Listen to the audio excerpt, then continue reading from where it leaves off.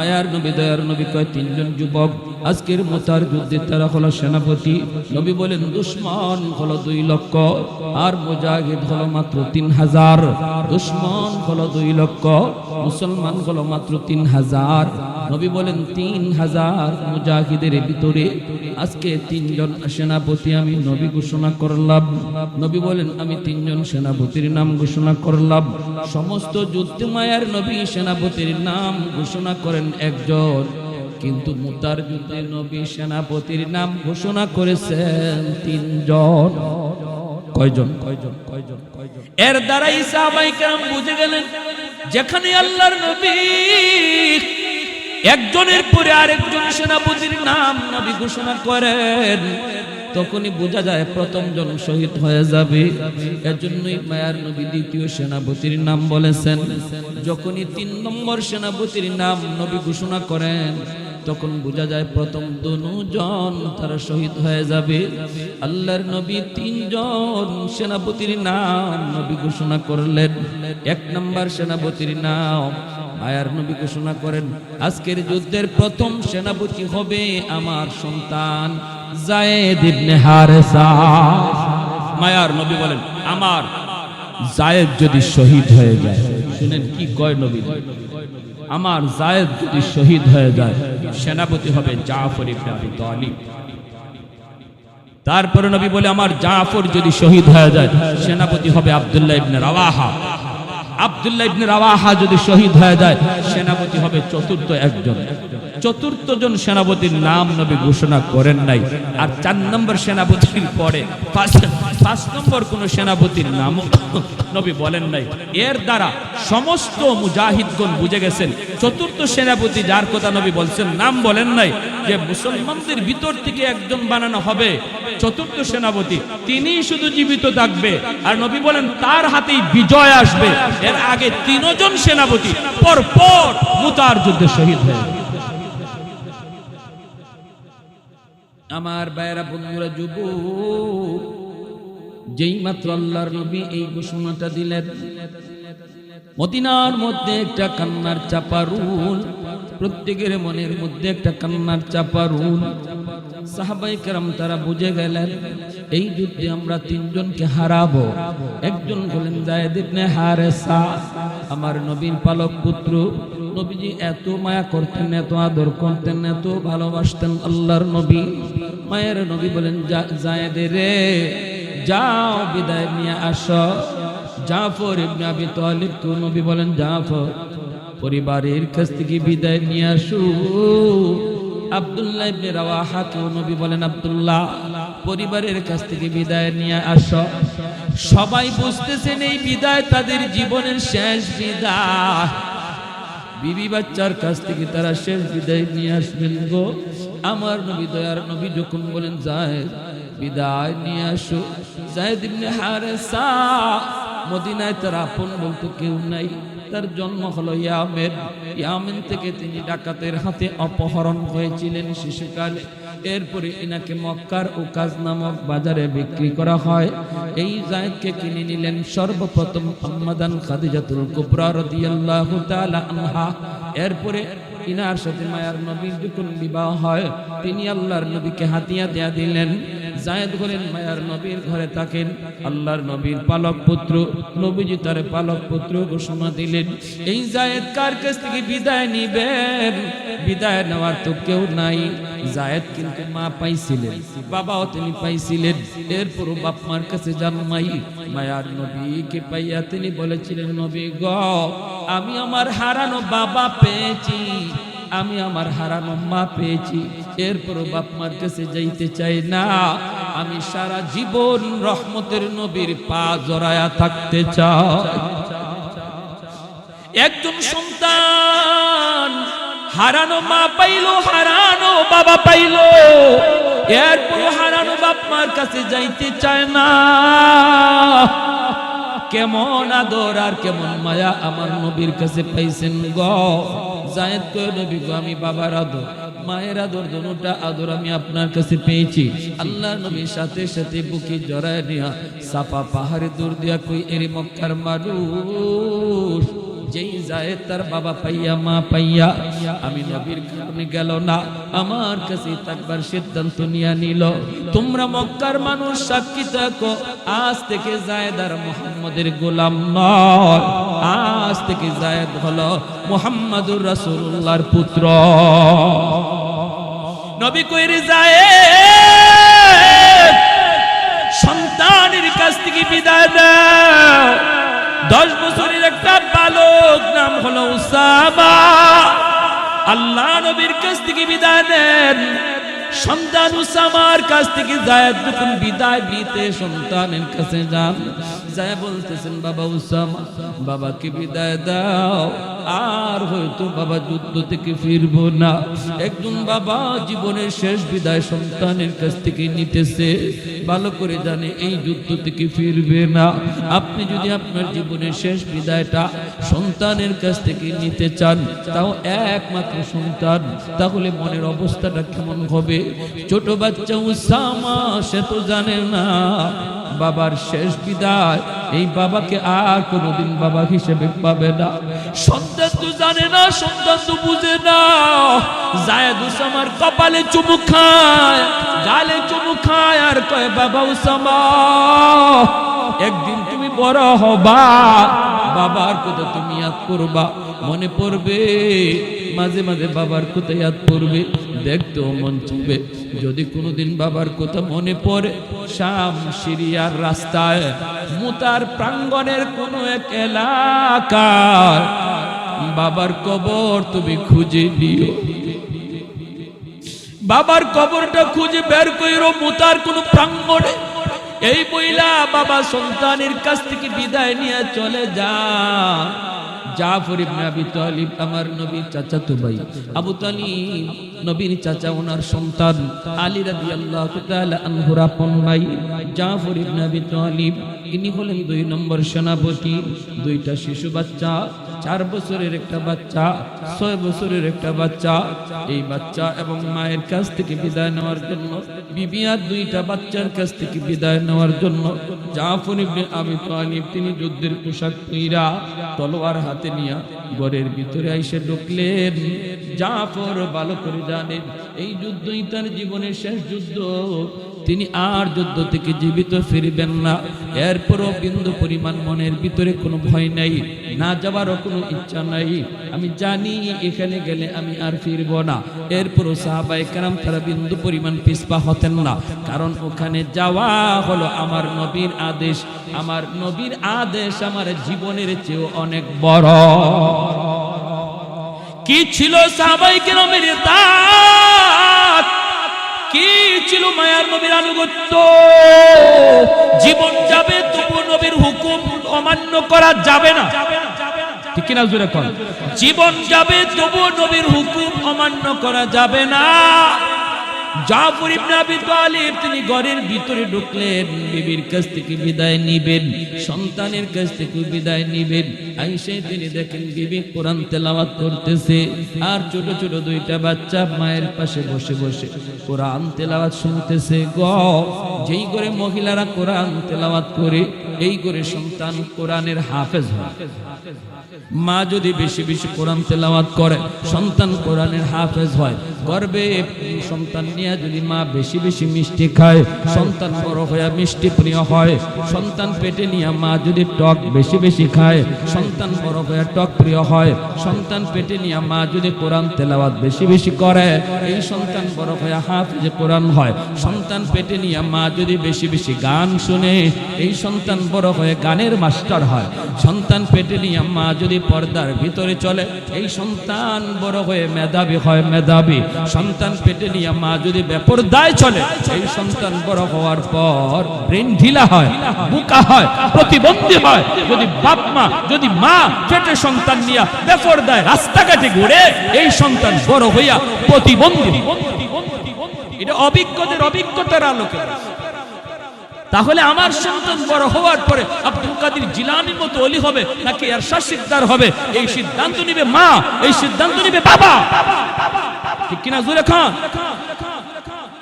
16ই December গাড়ি নিয়ে বের হবো, ওই আপনাদের এলাকাতে কোন দিকে জানি, ফরিদপুরের দিকে যাব, খালি পোস্তগোলা ব্রিজের মাঝে আসছে, আইসে দিকে আমার গাড়ি আর চলে না, সামনে খালি নারী আর পুরুষ। 16ই ডিসেম্বর বিজয় দিবস, গাড়ি বন্ধ হয়ে গেছে। এখন মহিলারা এমন নামছে ব্রিজের উপরে, আর খালি সেলফি। এখন হঠাৎ করে একটা নজর পড়ে গেছে একটা মহিলার দিকে, নজর তো পড়তে পারি, মানে আপনারা কি আমার খারাপ করবেন নাকি? আল্লাহ রসুল কয় নজর পড়াটা দোষ না, নজর জমাইয়া রাখাটা দোষ। বুঝে আসছে? নজর জমাইয়া রাখা দোষ, নজর পড়াটা দোষ না। নজর পড়ছে সাথে সাথে চোখ ফিরায় না, নজর পড়ছে আমি অবাক হয়ে গেলাম, কি ঘটনা, কি এই অবস্থা। মহিলার দিকে চাই আমার ভয় লাগে গেছে। সব আসছে আসছে, এই মহিলাটা কেমনে আসলো? তার পেটের নমুনা দিকে বোঝা যায় তার ডেলিভারি টাইম খুব কাছাকাছি, ডেলিভারি টাইম খুব কাছাকাছি, একদম বেপরদা, একদম বেপরদা, কোনো বুরকা শুরু কিছু নাই। আর এই অবস্থায় সেলফি তুলতেছে। যে মহিলা এইরকম অবস্থায় হাতে পায়ে পানি জমে গেছে, এরপরে সে 16ই ডিসেম্বরে বেপরদায় বের হইয়া ব্রিজের উপরে সেলফি দেয়, তার পেট থেকে মঈনুদ্দিন চিশতি বাড়ি, এরশাদ শিকদার আর কালাজাহান, ঠিক কিনা জোরে? তো আমার সন্তান কেন বেলাইনে চলে হুজুর পানি ভরা দেন, এই কথা কোয়ার আগে কোন হুজুর আমারে পানি ভরা দেন, হুজুর আমার বাচ্চা কেন ঘর থেকে ফালাইয়া গেল, একটা তাবিজ পরা দেন। আমি বলি আগে তোমার গলায় তাবিজ পরো, হ্যাঁ যদি তাবিজ পরে এতটুকু, মা বাপ মার গলায় তাবিজ পরে ইটের মতো তাবিজ। কারণ কি বলেন আপনি, আপনি বলেন, এটা কি আমি অযৌক্তিক কোনো কথা কইব?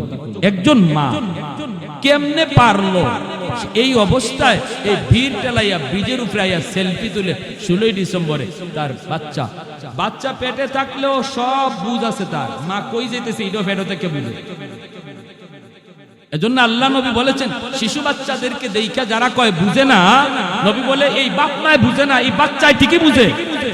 এজন্য শরীয়তের বিধান বাপ মার গোপন বৈধ সম্পর্ক যেটা, এটাও অবুঝ বাচ্চার সামনে করা নিষেধ। কেন?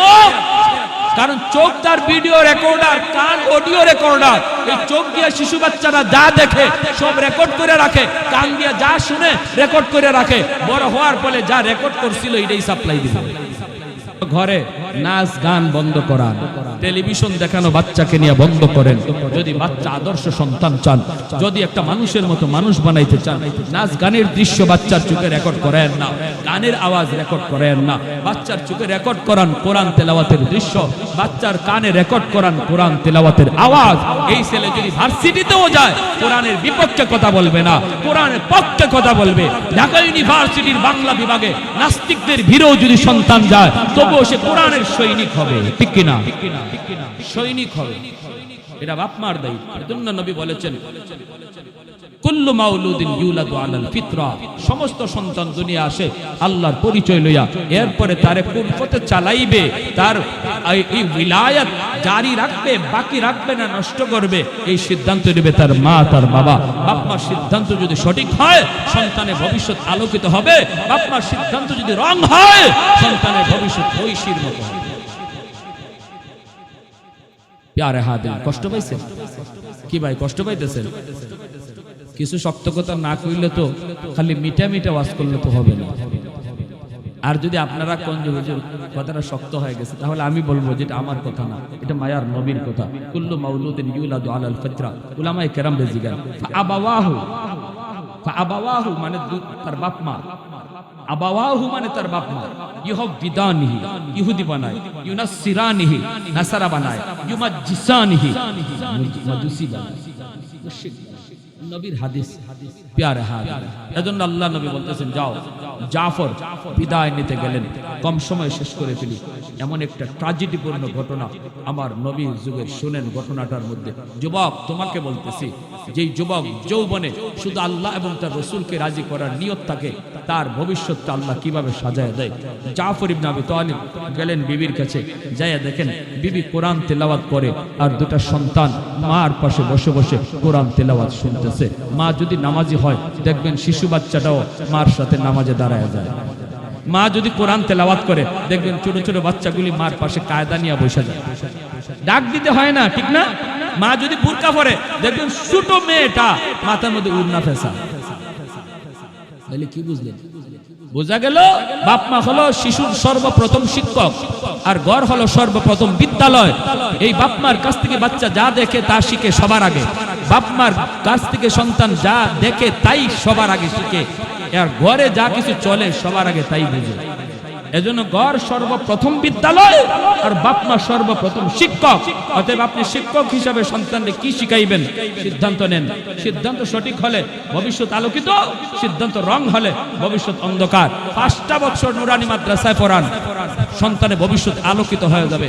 5 বছর, এরপরে যদি আপনি স্কুলে পড়াইতে চান আমরা নিষেধ করব না, যান স্কুলে পড়ান। 5 বছর শিশুকাল মাদ্রাসায় পড়াইলে তার ভিত জীবনের ভিতটা ইসলামী শিক্ষার দ্বারা গড়ে উঠে।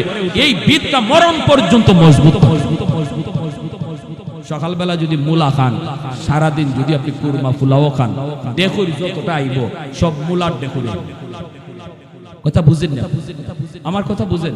সিলেটি মানুষ তো মাঝে মাঝে সিলেটি মাথায় হয়, বুঝতে কোনো অসুবিধা আছে? অসুবিধা হয় না তো? সকালবেলা যদি কেউ খালি পেটে মুলা খায়, মুলা পরে যদি সারাদিন কুরমা পোলাও খায়, যতবার ঢেকুর দিবে মুলার গেরান আসবে, কুরমা পোলার কোনো বুই বাতাসও পাইবেন না। কারণ এটা সকালবেলা খালি পেটে বাসি পেটে মুলা খাইছেন।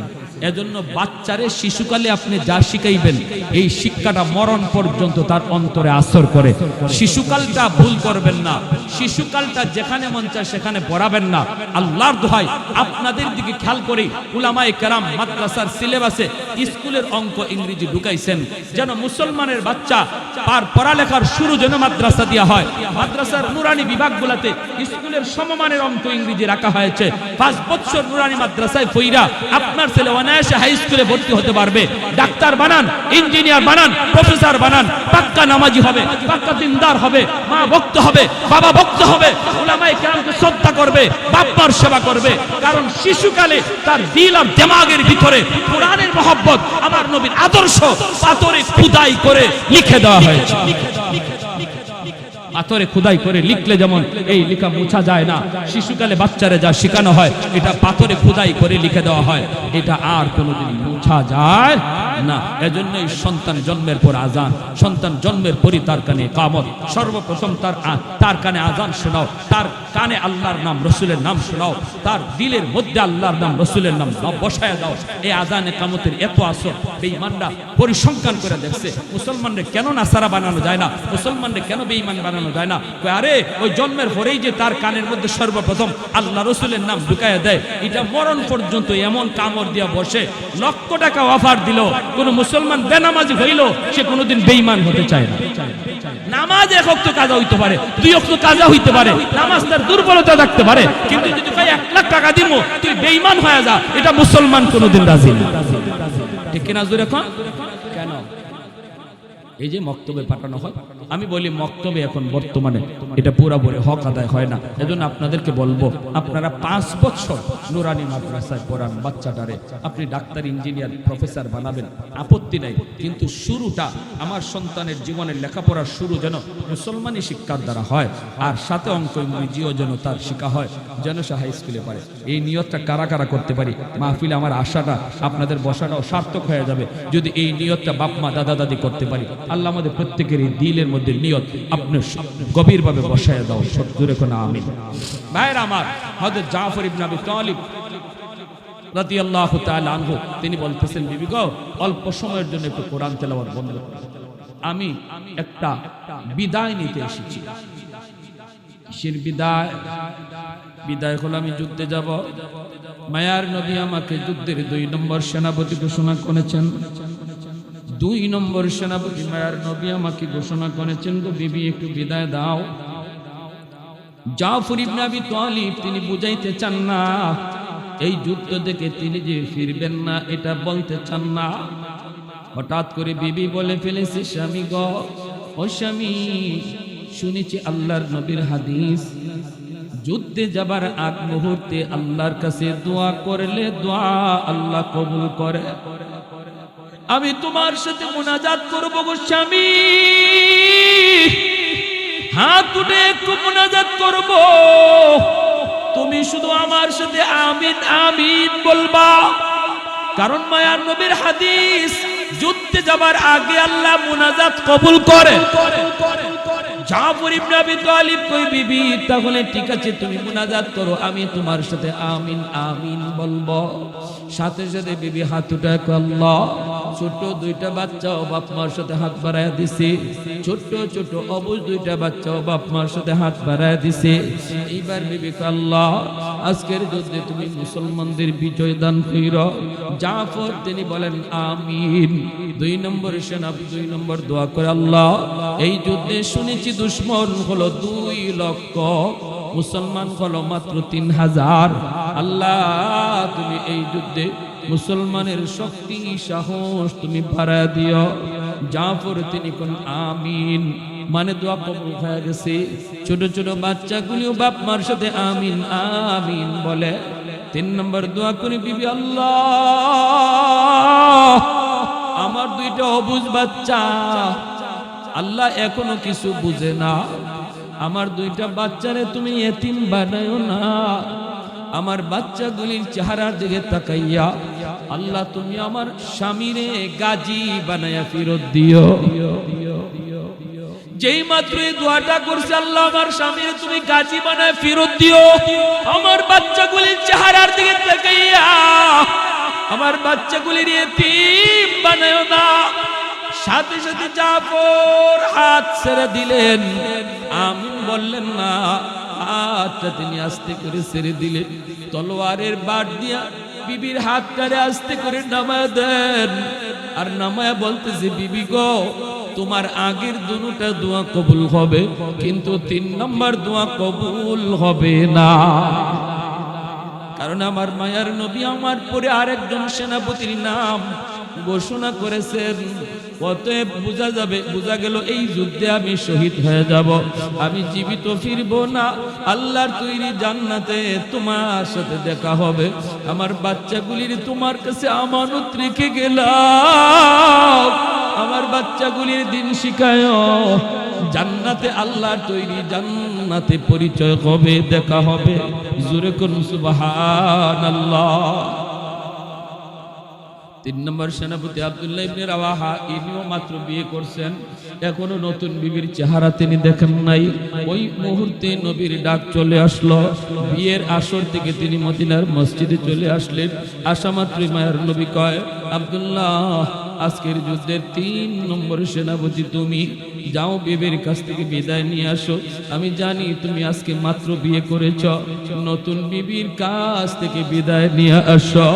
আব্দুল্লাহ ইবনে রাওয়াহা ঘোড়ার পিঠে সওয়ার হইয়া, যুদ্ধের পোশাক পইরা, আরো সাথীদের নিয়া বাড়ির দরজার পাশে যায় তিনি ডাক দিলেন, বিবি গো, ও বিবি দরজা খোলো, দরজা খোলো, ও বিবি বিদায় দাও, আমার সাথে বেগানা পুরুষ আছে, দরজা খুইলা আমাকে দেখা লাগবে না, শুধু বিদায় দাও, বিদায় দাও। আল্লাহর নবী আজকের যুদ্ধের 3 নম্বর সেনাপতি আমাকে বানাইছেন। বিবি ঘরের ভিতর থেকে ডাক দিয়ে কই, প্রাণের স্বামী, এক নজর তোমাকে শুধু দেখব, বিয়ে হয়েছে 2 জনের, কিন্তু আমিও তোমার চেহারা দেখি নাই, তুমিও আমার চেহারা এখনো দেখো নাই, যাতে করে কিয়ামতের ময়দানে স্বামীর দেখলে আমি চিনতে পারি আমার স্বামী। এজন্য শুধু একবার তুমি ভিতরে আসো, আমি চেহারাটা এক নজর দেখব। আব্দুল্লাহ ইবনে রাওয়াহা কই, বিবি গো, এমন আবদার তুমি কইরো না, কারণ আমি শুনেছি তুমি আরবের অনেক সুন্দরী মেয়ে, অনেক সুন্দরী নারী। আমি যদি তোমার চেহারাটা দেখি যুদ্ধের ময়দানে, তোমার মায়াবী চেহারা আমার চোখের সামনে ভেসে উঠতে পারে, তখন আবার যুদ্ধে করতে ব্যাঘাত ঘটবে। এমন কথা বইল না, তোমার চেহারার চেয়ে আমার নবীর চেহারা আমার কাছে অনেক দামি। হাসরের ময়দানে আল্লাহ তোমার আমার পরিচয় করায় দিবে। জোরে কন্যা সুবহানাল্লাহ। আমিও তোমাকে চিনি না, তুমিও আমাকে চেনো না, কিন্তু হাসরের মাঠে আল্লাহ পরিচয় করায় দিবে। এই বইলা তিনি চলে গেলেন। ভাইরে পর্দা লঙ্ঘন হবে বিদায় আল্লাহর বান্দি ঘর থেকে বের হয় নাই। দরজাটা খুলে নাই। কি পরিমাণ মনের ইচ্ছা ছিল স্বামীরে এক নজর দেখা। যেই স্বামীর সাথে আমার বিয়ে হলো, এই স্বামীর চেহারাটা কেমন আল্লাহর বান্দি দেখতে পারলো না। শরীয়তের বিধান পর্দা লঙ্ঘন হবে বাইরে, তাহলে পর্দার গুরুত্বটা শরীয়তে কি পরিমাণ আমার মা বোনেরা একটু খেয়াল করে শুনো। নামাজ যেমন ফরজ, পর্দা করা তেমন ফরজ। রোজা রাখা যেমন ফরজ, পর্দা করা তেমন ফরজ। এজন্য পর্দার নিশিন নারীরা হাসরে আল্লাহ পাক রব্বুল আলামিন মা ফাতেমার সাথে আল্লাহ তাদেরকে জান্নাতের ভিতরে ঢুকাবে। জোরে কোন সুবহানাল্লাহ। যে খাতুনে জান্নাত বলেছিল স্বামীর স্বামী গো, রাতের অন্ধকারে আমারে কবর দিও, আমার কবরের উপরে কোনো উঁচা মাটি রাখো না, সমান করে দিও যেন কেউ বুঝতে না পারে আমি ফাতেমা কোথায় শুয়ে আছি। আমার কবরটা যদি কেউ দেখে আইডিয়া করে ফেলতে পারে আমি ফাতেমা কতটুকু লম্বা, কতটুকু চওড়া, এটাও আমি পর্দার খেলাফ মনে করি। ভাইরা, দুনিয়ার জগতে যেই সকল মহিলারা ঘরের ভিতরে পর্দা করবে, ঘরের বাহিরেও পর্দা করবে, ওই মহিলাগুলিকে আল্লাহ পাক রব্বুল আলামিন খাতুনে জান্নাতের সাথে আল্লাহ পাক জান্নাতে ঢুকাবে। আর যেই মহিলারা নামাজ পড়ে ঠিক কিন্তু পর্দা করে না, সিনফান মিন আহলিন নার লাম আরাহুমা কওমুন সিয়াতুন কাদনাবিল বাকর ইয়াদরিবুনা বিহান নাস ওয়া নিসাউন কাসিয়াতুন আরিয়াতুন মুমিলাতুন মাইলাতুন রুউসুহুন্না কাসনিমাতিল বুখ লা ইয়াদখুলনাল জান্নাতা ওয়া লা ইয়াজিদুনা রিহাহা। আল্লাহর নবী কয় ওই মহিলারা জান্নাত তো পাবেই না, জান্নাতের ঘ্রাণও পাবে না যারা পর্দা মানবে না। নামাজ পড়লেও জান্নাতে যেতে পারবে, রোজা রেখেও জান্নাতে যেতে পারবে না। যদি চাচতো ভাইয়ের সাথে গল্প করে, খালাতো ভাইয়ের সাথে দেখা করে, মামাতো ভাইয়ের সাথে কথা কয়, চাচাতো ভাই, মামাতো ভাই, খালাতো ভাই, এদের সাথে পর্দা করে, এটা ঘরের পর্দা। গ্রামের সম্পর্কে চাচা, গ্রামের সম্পর্কের মামা, এদের সাথে পর্দা করা ফরজ, এগুলা ঘরের পর্দা। আর বাহিরের পর্দা হলো মোটা কাপড়ের বোরকা পরে তুমি ঘর থেকে বের হও, একান্ত প্রয়োজনে তুমি যদি বের হও, মোটা কাপড়ের বোরকা পরে হাত মোজা পা মোজা লাগাইয়া নিজের চেহারাটা ডাইকা, চোখটাও যেন দেখা না যায়, যেন তোমার চোখ দেখেও কোনো রুগী যেন এই কথা বলতে না পারে বয়সটা তোমার 30, বয়সটা তোমার 25, বয়সটা তোমার 18, বয়সটা তোমার 16। এমন কাপড় তুমি বুরকা পরো যেই বুরকা পরলে বয়স বোঝা যায় না, এর নাম হলো শরী বুরকা। ঠিক কিনা ভাইয়ের আমার? আব্দুল্লাহ ইবনে রাওয়াহা তিনিও চলে গেলেন যুদ্ধের ময়দানে। যায়েদ ইবনে হারেসা প্রথম সেনাপতি শহীদ হয়ে গেলেন। দ্বিতীয় সেনাপতি জাফর ইবনে আবি তালিব শহীদ হয়ে গেলেন। তৃতীয় সেনাপতি আব্দুল্লাহ ইবনে রাওয়াহা তিনিও শহীদ হয়ে গেলেন। চতুর্থ সেনাপতি মুসলমানরা পরামর্শক্রমে বানাইলেন খালিদ বিন ওয়ালিদ রাদিয়াল্লাহু তাআলা। ওনার হাতে বিজয় আসলো। ইমাম বুখারী রাহমাতুল্লাহি আলাইহি বুখারী শরীফ জিলদে সানি কিতাবুল মাগাজির মধ্যে বলেন মুতার যুদ্ধে খালিদ বিন ওয়ালিদের হাতে 9 খানা তলোয়ার ভাঙছে, দুশমন কচু কাটা হইছে। সাহাবীরা বলে পিছন থেকে আমরা দেখি খালিদ শুধু এইভাবে তলোয়ারটা ঘুরানি দেয়, শয়ে শয়ে দুশমনের কল্লা জমিনে পড়ে যায়। 2 লক্ষ দুশমনের মোকাবেলায় মাত্র 3000 মুসলমান বিজয় দিলেন আল্লাহ। কারণ 3 জন সেনাপতি যারা শহীদ হয়েছেন টাটকা যুবক। এজন্য ইসলামের এত বড় অবদান, ইসলামের ঐতিহ্যের, ইসলামের এই এত বড় উত্থান, এর পিছনে যুবকদের ভূমিকাই হলো সবচেয়ে বেশি। ঠিক কিনা জোরে খান? সবচেয়ে বেশি। যেই সমাজের মুসলিম যুবকরা এরা কোরআনের পক্ষে থাকে, এই গোটা সমাজটা আদর্শ সমাজ হয়ে যায়। এই সমাজে মদ ঢুকে না, গাঞ্জা ঢুকে না, ইয়াবা ঢুকে না, বাবা ঢুকে না, যদি কোরআন প্রেমিক হয়। আর যুবকরা যদি গান প্রেমিক হয় তাহলে এই পুরো সমাজটা গান্দা, ফসা, দুর্গন্ধ হয়। বাবা, ইয়াবা, গাঞ্জা, মদ সব আড্ডা জমে যেই সমাজে গান বাজনার আসর হয়, আর যেই সমাজে ওয়াজ মাহফিলের আয়োজন হয়, এই সমাজে কোনোদিন দুর্নীতি, অপসংস্কৃতি, কখনো যার দ্বারা ঈমান ধ্বংস হয়, যুবকদের চরিত্র ক্যারেক্টার ধ্বংস হয়, এমন আয়োজন হয় না। ঠিক কিনা জোরে কর? তাহলে বলুন বর্তমান মুসলিম যুবক একটু ইয়াদ করো, যেই যুগে আল্লাহ এত বড় বিশাল বাহিনীর সামনে মুসলমানের বিজয় দিয়েছিলেন, এই আল্লাহ আজও আসেনি না নাই? আর একটু জোরে কোন আসেনি না নাই? শুধু একটা জিনিসই আমাদের নাই, সেটা হলো ওই যুগের মানুষের আল্লাহর প্রতি যেই পরিমাণ ভরসা আছিল আমাদের এই ভরসাটা নাই, ঠিক না? ওমাইয়া তাওয়াক্কাল আলাল্লাহ ফাহুয়া হাসবুহ। আল্লাহ তো বান্দা আমার উপরে যেই পরিমাণ ভরসা তুই করবি আমি তোর সাথে এইরকম লেনদেন করব। আমরা কখনো ভরসা করি রাশিয়ার উপরে, কখনো ভরসা করি ভারতের উপরে, কখনো ভরসা করি চীনের উপরে, কখনো ভরসা করি আমেরিকার উপরে। আল্লাহ কয় আরে নাফরমান তুই কার উপরে ভরসা করস? তোর ভরসা করার কথা ছিল আমি আল্লাহর উপর। আমি আল্লাহর উপর ভরসা করতি, ওরা কেউ তোর বন্ধু নয়, সব তোর দুশমন। আল কুফরু মিল্লাতুন ওয়াহিদা, আমি আল্লাহ তোর বন্ধু, আমারে তুই খুশি কর, আমারে পাশে রাখ, বিজয় আবার ফিরে আসবে। অতএব আমরা শুধু কারে খুশি করতে রাজি? হাত উঠায় বলেন কারে খুশি করতে রাজি? আল্লাহরে খুশি করতে রাজি। আমার ভাই আল্লাহ নারাজ হয় এমন কাজ করতে রাজি না। সবাই এই প্রতিজ্ঞা, এই ওয়াদা নিয়ে আমরা আজকে মাহফিল থেকে উঠবো। আল্লাহ আর জীবনে এমন কাজ করবো না যেই কাজে তুমি নারাজ হও। আল্লাহ যেই কাজে তুমি রাজি থাকো এই কাজ আমাদেরকে করার তৌফিক দান করো। ওয়া